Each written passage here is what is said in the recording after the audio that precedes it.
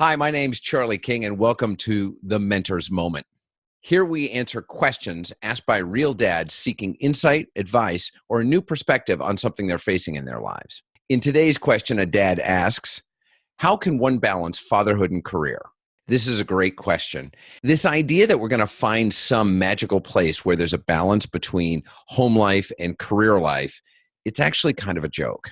I'm so sorry to say it, but there's never going to be a place where you're like, oh, I spend exactly the amount of time at work that I want to spend. And I spend exactly the amount of time at home that I want to spend. And if that happens, it will happen for like an hour in your entire life. And then suddenly there'll be a new requirement at work, or there'll be a new requirement in your personal life. And all of a sudden it's out of balance. It'll feel out of balance again. So if we give up the idea, the notion that there's going to be this balance between career and home, a lot of it is really about distinguishing priorities and boundaries. So let's talk about priorities first. We all, to a certain extent, have a requirement for work. We have to bring in income. We have to be able to support our families. We have to feel like we're contributing to the world. Even if you're somebody who doesn't have the need to make money, you feel the need to contribute to the world, to do something to make a difference in the world, to grow the world, to make the world a better place. And we also have to distinguish what our priorities are around being a parent. So you're committed to being a father, you're committed to being a partner to your spouse or to your partner if you're not married, and making sure that you're in communication with your partner and talking about where your priorities are. Like, is it around health? Is it around finances? Is it around lifestyle? Is it around child education? Is it around family time? Like sitting down and distinguishing with your partner what your priorities are, because there's going to be a negotiation. I'm kind of guessing your priorities are going to be different than the priorities of your spouse. They may not be dramatically different, but they're going to be different to a certain extent. And you want to make sure that both of your needs are getting met. You want to make sure that if there's a high priority that your spouse has on a date night once a week, and that's something that actually demonstrates love and connection with you, that you make that one of your priorities as well. To the same extent, if you have a priority that's high on your list, you want to make sure that gets taken care of as well. You want to be super clear on your expectations. Understanding that we all have these unrealistic expectations as a default, like we're going to go do this thing and it's going to be amazing because it's going to be just like this, and then we're going to go do that.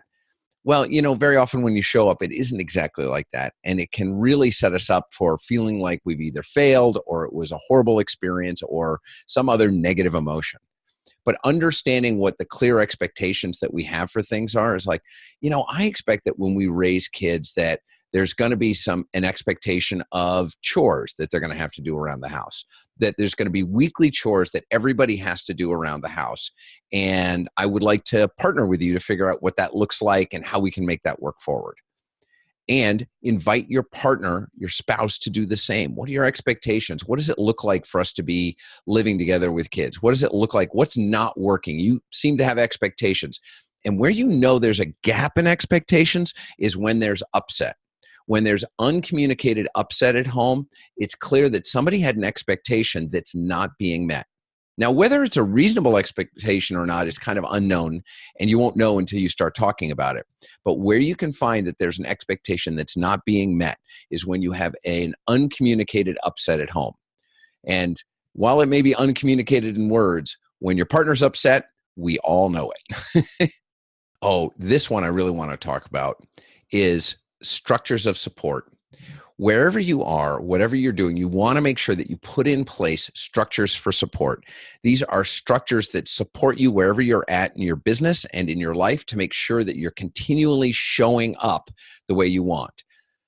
This is a great time to start upping your habits game, making sure that you've got a strong habits game. If, for instance, if health and well-being is something that you're committed to and you have an expectation of, but it's not showing up, you really want to up your habits game. Is like, what's missing that's going to get you to the gym? Is it hiring a trainer? Is it setting the time aside? Is it saving money? Is it asking a friend to be an accountability partner? So making sure that you're upping your habits game so that it meets the expectations and it's inside the priorities you have will certainly give you a sense of more accomplishment, and it'll allow you to do the next thing, which is be there wherever you are. I'm going to say that again. Be there wherever you are. Most people go through their day, both at work and at home, only being about 20% of exactly where they are. What if you were 100% where you are when you're there? It's like going to a networking event where you're having that conversation with somebody and in about 20 seconds you realize that they are not somebody you're going to connect with. They really don't provide any value. It's not somebody you're going to refer. And you start doing that, looking around the room to see who you might connect with. That's what I'm talking about. Most people live their entire lives somewhere between about 20 and 40% where they actually are. We have 8-hour workdays where far too little gets done. We could get the same amount done in 2 hours a day if we really were intentional about what we were doing. Upping your habits game and being there wherever you are. If you can master this, it will transform your life. And just know you can't get it all done. There are always going to be things that are left undone. There are things that languish on your to-do list forever, and maybe they'll get done, or maybe at some point they'll get deleted. Remember, this is all a journey. It's an experimentation and a journey, and just when something starts working and really clicking along, maybe something changes. Somebody changes jobs, the kids get older, or they move schools, or you get transferred, or you find a new job, and you're going to have to reinvent the wheel all over again. Nothing is static, and it will always need to live in this sort of fluid model. But the more that we understand about ourselves, the more we're really good about creating habits and staying with them, the more we're likely to be able to really live this life where we get to be present for both our work and creating huge value, but also creating, like feeling like we're really present for our spouse and our kids at home. Remember, there's no end to this game. There's like no end. The only end looks like a pine box at the end of all of it. This is an ongoing journey that you're on that is going to go in lots of iterations. It's going to go in lots of different ways. And it's all about the relationships that we're creating.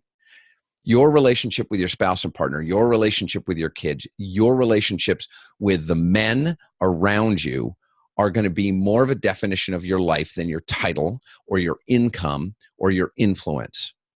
When you have rich relationships around you, you are the wealthiest man in the world. When you are connected, when you have those men you can call in your world when everything's falling apart, when you can get together and have those intimate beer nights, playing pool, playing ping pong, but having those guys around you, that's the richness that I'm talking about. And you're going to need to look outside yourself and outside the box for solutions. Look at what other people are doing. Unfortunately, very often we surround ourselves with people who look like us. Either they're demographically the same, income, color, race, political orientation, this, that, and the other thing. Be curious. Be curious about the way other people live their lives. Be proactive about, how are people I don't know solving questions just like this? It will make you an influencer and open you up to all kinds of different things. The great worldwide internet is a great solution for that. There are tons of great programs out there, great resources out there for people just like you who are looking to find new ways to, be more effective at what they do, but also feel like they're far more related, far more connected to their spouse. They're far more in relationship with the people around them, and that they're finding greater satisfaction and fulfillment. This was a great question. Thanks for asking, and keep them coming. So now I have a question for you. How would you have addressed this dad's question? Do you have a question of your own? If you like this video, check out the answers for other dads' questions that we've posted. And lastly, remember, we become better men by spending time with good men. My name's Charlie King. I'm with Heroic Fatherhood, and this has been the Mentor's Moment.